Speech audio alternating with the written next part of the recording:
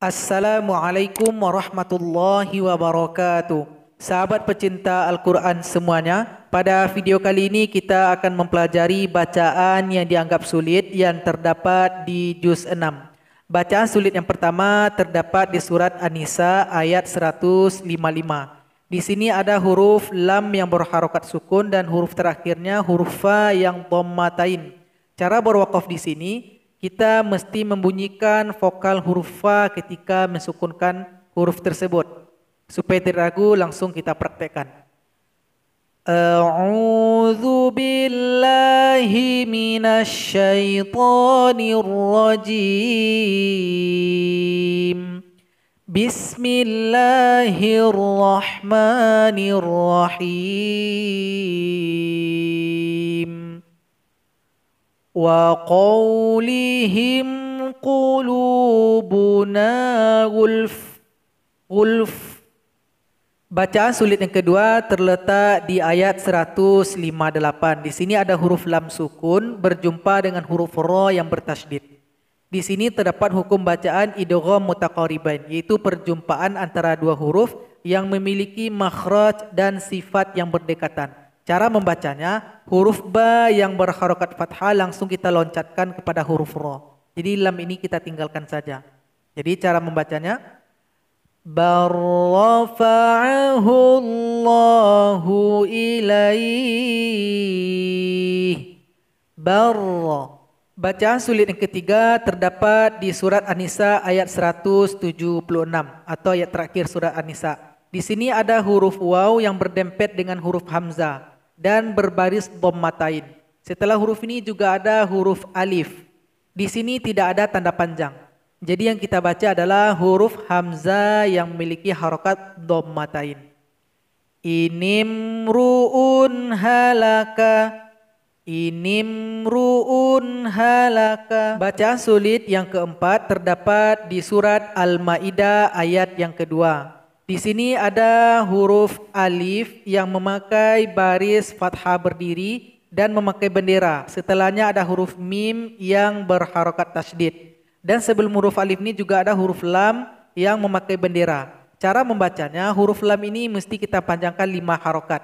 Karena ini mad jaiz munfasil. Kemudian yang huruf alif ini yang memakai baris fathah berdiri kita panjangkan 6 harokat. Kemudian baru kita tasydidkan kepada huruf mim. Wala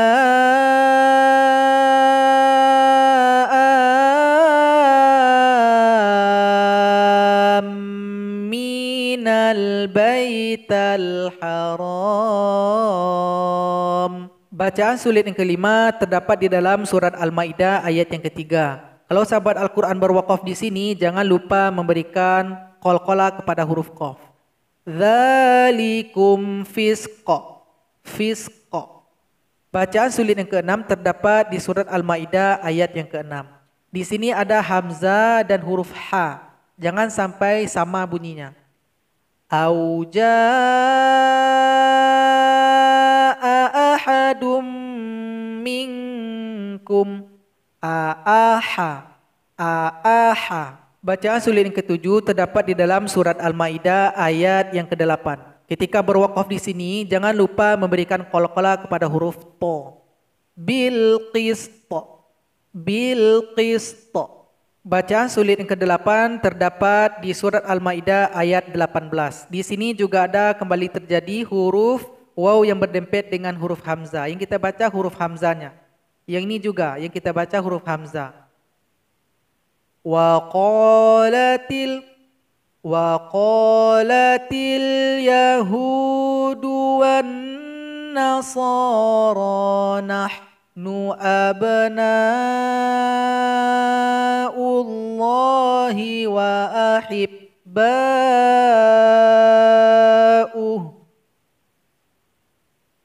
Bacaan sulit yang ke-9 terdapat di ayat 27. Di sini ada waqaf lazim, jadi kita mesti berhenti di sini. Dan huruf qaf mesti kita kasih qalqalah dan kita tahan dulu 2 detik baru kita pantulkan. Jadi bil haqq. Nah, jadi tahan 2 detik dulu baru qalqalahnya dipantulkan. Kemudian di sini jangan sampai patah-patah lidahnya. Di sini ada huruf nun, ba dan alif. Di sini ada ba yang berharakat sukun. Jadi qalqalah di sini. Watlu alaihim naba abnai. Nah, jangan sampai patah-patah lidahnya di sini. Bacaan sulit yang ke-10 terdapat di ayat 28 dan 29. Di ayat 28 di sini ada huruf mim kecil. Ini namanya iklab. Jadi huruf nun yang sukun langsung kita ganti dengan huruf mim sukun. Lain menjadi laim. Kemudian huruf to yang berharokat sukun bergandengan lagi dengan huruf ta yang berharokat tasdid. Yang kita baca huruf yang bertasdid ini. Jadi to ini kita tinggalkan saja. Sin langsung kita loncatkan ke sini. Ke huruf ta. Salah kalau kita baca basatota, nggak boleh. Yang betul itu laim basatta. Kemudian masih di ayat 28, di atas huruf alif ada tanda bulat lingkaran. Ini tidak boleh dibaca panjang. Ma ana bibasiti ana biba. Jadi nanya dibaca pendek. Kemudian di ayat 29, di sini ada huruf waw yang berharokat sukun yang memakai bendera. Berarti ini mesti dipanjangkan 5 harokat karena di sini merupakan mad jaiz. Antabu abi ismi. Bacaan sulit yang ke-11 terdapat di ayat 31 dan 32. Di akhir ayat 31 ada tanda titik 3. Nanti di ayat 32 juga ada tanda titik 3. Ini namanya tanda waqaf mu'anaqah. Kalau sahabat Al-Quran mendapati tanda ini mesti memilih salah satu. Jadi kalau berhenti pada tanda titik 2 yang pertama, berarti yang kedua nggak boleh lagi. Misalkan sahabat Al-Quran berhenti di sini, minan nadimin. Pada ayat 32 di sini ada juga tanda titik 3. Maka sahabat Al-Quran tidak boleh lagi berhenti di sini karena sudah berhenti di ayat 31. Min ajli dzalika katabna. Sampaikan ke tempat berwaqaf.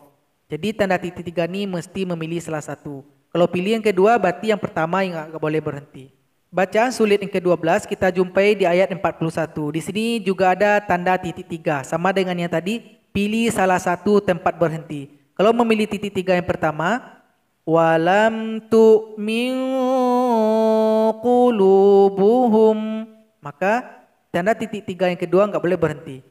Wa minal ladzina hadu samma'una lil, sampaikan ke tempat berwaqaf. Jadi pilih salah satu. Bacaan sulit yang ke-13 terdapat di ayat 61. Di sini ada huruf dal yang berharokat sukun bertemu lagi dengan huruf dal yang bertasdid. Jadi di sini tidak ada qalqalah. Walaupun huruf dal qalqalah, dia di sini nggak boleh qalqalah. Kenapa? Karena huruf dal yang sukun kita tinggalkan. Qaf yang berharokat fathah langsung kita masukkan kepada dal yang bertasdid. Salah kalau dibaca wa qad dakhalu, nggak boleh. Yang betulnya wa qad dakhalu. Jadi ini namanya idgham mutamathilain, pertemuan antara dua huruf yang sama. Bacaan sulit yang ke-14 terdapat di ayat 62 dan ayat 63. Di sini ada huruf ha yang berharakat sukun, setelahnya ada huruf ta. Yang ini juga cara berwaqaf di sini wa aklihimus suht. Jadi ada bunyi hamas dari huruf ta. Suht. Yang ini juga suht. Bacaan sulit yang terakhir, kalau sahabat Al-Quran dari awal juz 6 sampai akhir juz 6 mendapati ayat yang panjang dan tidak ada tanda waqaf, walaupun ada tanda waqaf tapi tanda waqafnya jauh sekali jaraknya, maka bisa memilih 6 huruf ini sebagai tempat berhenti dan tempat memulai. Illa artinya kecuali, hatta artinya sehingga, summa artinya kemudian, fa artinya maka, wa artinya dan, id artinya ketika. Semoga bermanfaat dan memberikan semangat kepada kita dalam tadarus Al-Quran. Wassalamualaikum warahmatullahi wabarakatuh.